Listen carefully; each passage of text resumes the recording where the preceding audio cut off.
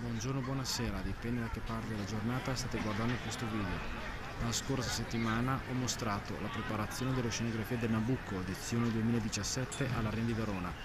Questa settimana vi mostro invece la preparazione delle scenografie di Madama Butterfly, sempre all'Arena di Verona. Madama Butterfly è un'opera di Giacomo Puccini su libretto di Giacosa e Illica, che fu presentata per la prima volta alla Scala di Milano nel 1904, ma fu un mezzo fiasco. Per questo l'autore Puccini volle modificarla in seguito.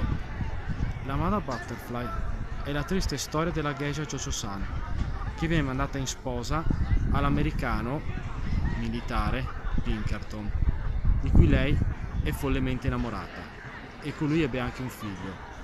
Peccato che lui se ne torna in America e gli promette di tornare, ma non è così.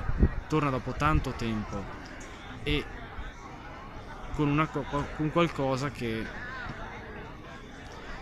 causerà un grandissimo shock nella povera Cho-Cho-san.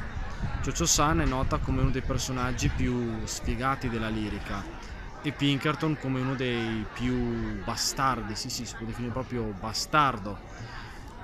Si può dire però che l'autore Puccini si sia anche sufficientemente informato sul Giappone di allora. Siamo nel Giappone del dopo Meiji, un Giappone che ha aperto all'Occidente, però è un Giappone che sta vivendo anche una crisi più sociale però che economica.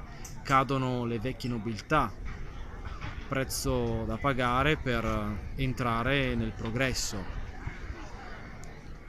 E voi cosa ne pensate della Madama Butterfly? Avete mai visto una sua rappresentazione? Bene, ditemelo sotto i commenti, se volete mettete un mi piace e arrivederci al prossimo video.